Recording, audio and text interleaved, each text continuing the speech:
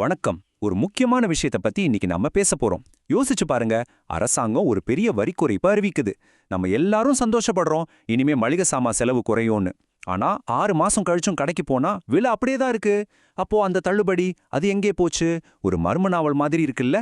வாங்க, இந்த காணாம போன தள்ளுபடியோட மர்மத்தை நம்ம ஒன்னா சேர்ந்து கண்டுபிடிக்கலாம். இதுதான் இன்னைக்கு நம்ம எல்லார் மனசுல இருக்கிற மில்லியன் டாலர் கேள்வி. அரசாங்கம் வரிய குறைச்சிட்டோன்னு சொல்லுது, ஆனா நம்ம வாங்குற பொருட்களோட விலை மட்டும் குறையவே மாட்டேங்குது. உங்களுக்கும் இதே அனுபவம் கண்டிப்பா இருந்திருக்கும் இல்லையா? இதுக்கு என்னதான் காரணம்? வாங்க இத பத்தி ஆழமா விவரமா அலசி ஆராயலாம். இப்போ என்ன நடக்குதுன்னு முழுசா புரிஞ்சுக்க நாம கொஞ்சம் டைம் டிராவல் பண்ணி பின்னோக்கி போனோம். அதாவது இந்த கதை எங்க ஆரம்பிச்சதுன்னு நாம முதல்ல பார்க்கணும். எல்லாத்துக்கும் காரணமான அந்த நல்ல செய்தியிலிருந்து ஆரம்பிப்போம் வாங்க. ஆமாங்க, சரியா சுமார் 6 மாசத்துக்கு முன்னாடி மத்திய அரசு ஒரு முக்கியமான பெரிய வரி குறைப்பு அறிவிப்பை வெளியிட்டது. இது ஒரு பெரிய செய்தியா இருந்துச்சு. இந்த வரி குறைப்பு ஏதோ 1-2 பொருட்களுக்கு மட்டும் இல்ல, 90க்கும் மேற்பட்ட அத்தியாவசிய பொருட்கள், அதாவது நாம அன்றாடம் பயன்படுத்துற முக்கியமான பொருட்கள் மேல இருந்த வரிய குறைச்சாங்க. என்னென்ன பொருட்கள்னு தெரிஞ்சா நீங்க இன்னும் ஆச்சரியப்படுவீங்க. பாத்தீங்களா? டீ, காஃபி, சமையல் எண்ணெய், சோப்பு, டூத் பேஸ்ட்னு நாம தினமும் காலையில எழுந்திருச்சதுல இருந்து இரவு தூங்க போற வரைக்கும் பயன்படுத்துற அத்தனை பொருள்களும் இந்த பட்டியல்ல இருக்கு. இந்த விலை குறைப்பு மட்டும் சரியா நம்ம கைக்கு வந்து சேர்ந்திருந்தா யோசிச்சு பாருங்க. நம்ம மாச பட்ஜெட்ல ஒரு கணிசமான தொகையை மிச்சப்படுத்தியிருக்கலாம். ஆனா அது நடக்கலையே. ஏன்? அதுதான் கேள்வி. இந்த வரி குறைப்பு ஒன்றும் சின்னதில்லைங்க, ரொம்பவே பெரியது. இந்த அட்டவணையை கொஞ்சம் பாருங்க. பல பொதுவான பொருட்கள் மேல இருந்த வரி 28% நேரடியா 18% குறைக்கப்பட்டிருக்கு. அதாவது முழுசா 10% குறைவு. 100 ரூபாய்க்கு 10 ரூபாய் கம்மியாகணும்.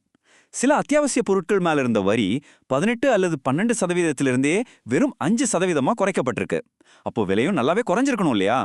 சரி, இவ்ளோ பெரிய வரி குறைப்பு அறிவிப்பு வந்த பிறகு நம்ம பக்கத்து வீட்டு அண்ணாச்சி கடையிலேருந்து பெரிய சூப்பர் மார்க்கெட் வரைக்கும் எல்லா இடத்துலயும் பொருட்களோட விலை உடனே குறைஞ்சிருக்கணும். ஆனா இங்க தான் நம்ம மர்ம கதை ஆரம்பிக்குது. இது வெறும் நம்மளோட தனிப்பட்ட புலம்பல் மட்டும் அல்ல, இது ஒரு பரவலான பிரச்சனை. இன்னைக்கு நம்ம பார்க்குற இந்த விளக்கத்துக்கு ஆதாரமான இந்த செய்தித்தாள் கட்டுரையோட தலைப்பை என்ன சொல்லுது பாருங்க. ஜிஎஸ்டி குறைக்கப்பட்டும் 6 மாசமா பொருட்களின் விலை குறைவில்லை. இது நம்ம எல்லாரோட அனுபவத்தையும் அப்படியே உறுதிப்படுத்துது. ஆக இங்க நாம ஆழமா கவனிக்க வேண்டிய முக்கியமான விஷயம் என்னன்னா, அரசாங்கம் தன்னோட வேலையை செஞ்சு வரிய குறைச்சு 6 மாசம் ஆகிடுச்சு. ஆனா அந்த குறைப்போட பலன் நேரடியா மக்களான நமக்கு வந்து சேரவே இல்ல. நாம இன்னமும் பழைய அதிகமான விலையையே கொடுத்து தான் பொருட்களை வாங்கிட்டு இருக்கோம். இது வடிவேலு காமெடியில வர்ற மாதிரி கிணத்த காணோன்னு சொல்ற கதை தான். தள்ளுபடிங்கிற அறிவிப்பு மட்டும் வந்துச்சு, ஆனா தள்ளுபடி நம்ம கைக்கு வர்றதுக்குள்ள காணாம போயிடுச்சு. அது எப்படி, எங்க, யார்கிட்ட காணாம போச்சுன்னு நாம இப்போ கண்டுபிடிக்க போறோம். வாங்க தொடரலாம். சரி, ஒரு விலை குறைப்பு அறிவிக்கப்பட்டா அதோட பயணம் எப்படி இருக்கணும், ஆனா நிஜத்துல அது எங்க தடம் மாறி போகுதுன்னு நாம இப்போ ஸ்டெப் பை ஸ்டெப்பா பார்க்கலாம். எல்லாம் திட்டமிட்டபடி சரியா நடந்திருந்தா இந்த செயல்முறை ரொம்ப ரொம்ப எளிமையானது. முதல் படி, அரசாங்கம் வரியை குறைக்கும். உடனே 2வது படியா, பொருளை உற்பத்தி செய்யற கம்பெனி தன்னோட புது ஸ்டாக்ல எம்ஆர்பி, அதாவது அதிகபட்ச சில்லறை விலையை குறைக்கும். 3வது படியா, கடைக்காரர் அந்த குறைச்சிய விலையில நமக்கு விற்பார். 4வது படியா, நாம பணத்தை மிச்சப்படுத்தி சந்தோஷமா இருப்போம். ரொம்ப சிம்பிள் இல்லையா? இதுல அந்த எம்ஆர்பிங்கிறது ரொம்ப முக்கியம். அதுக்கு மேல ஒரு பைசா கூட யாருமே நம்மகிட்ட வாங்க முடியாது. அந்த விலைக்குள்ள தான் வரியும் அடங்கி இருக்கும். அப்போ வரி குறையும் போது புதுசா வர்ற பொருட்களோட எம்ஆர்பியையும் சட்டப்படி குறைச்சே ஆகணும். இதுதான் விதி. இப்போ இந்த கதையில ஒரு முக்கியமான திருப்பம். நம்ம ஆதாரம் என்ன சொல்லுதுன்னா, நாம பார்த்த 4 படிகள்ல முதல் 2 படிகள் சரியா நடந்திருக்கு.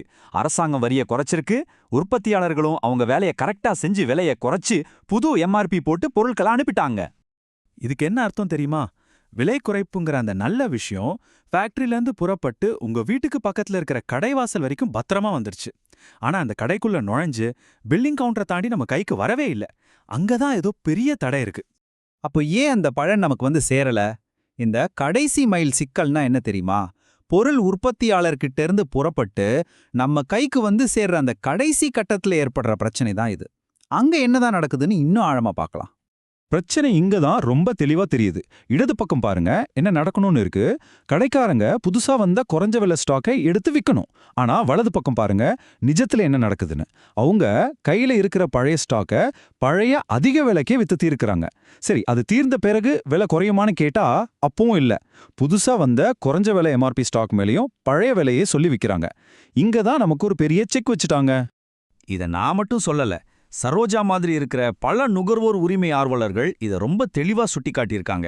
இந்த மாதிரி வியாபாரிகள் செய்யறதால தான் அரசாங்கம் கொடுத்த சலுகையோட முழு பலனும் பொதுமக்களை சென்றடையாம தடுக்கப்படுதுன்னு அவங்க ஆணித்தரமா சொல்றாங்க. சரி, இப்போ நமக்கு பிரச்சனை என்னன்னு வேரோட புரிஞ்சிருச்சு. ஆனா இதுக்கு தீர்வு இல்லையா? என்ன செய்யலாம்? அத பத்தி நம்ம ஆதாரம் என்ன சொல்லுதுன்னு பாப்போம் வாங்க. இத சரி செய்ய வேண்டிய முழு பொறுப்பும் அரசாங்கத்துக்கிட்ட தான் இருக்கு. மாநில அரசும் சரி, மத்திய அரசும் சரி, 2 பேரும் சேர்ந்து நடவடிக்கை எடுக்கணும். சும்மா விதிகளை உருவாக்கிட்டா மட்டும் போதாது, அது சரியா கடைபிடிக்கப்படுதான்னு சில்லறை வியாபாரிகளை கடுமையா கண்காணிக்கணும். விதிகளை மீறவங்க மேல நடவடிக்கை எடுத்து விலை குறைப்போட பலன் கட்டாயம் மக்களை சென்றடைறத உறுதி செய்யணும். சரி, அரசாங்கம் நடவடிக்கை எடுக்கட்டும்.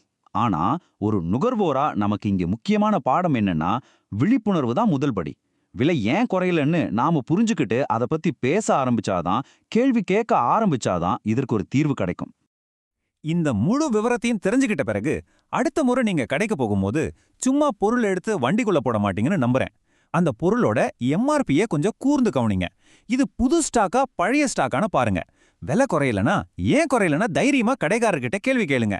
நம்ம ஒவ்வொருத்தரோட விழிப்புணர்வும் நாம கேட்கிற ஒவ்வொரு கேள்வியும் தான் ஒரு பெரிய மாற்றத்துக்கான முதல் படி. நீங்க கேப்பீங்களா?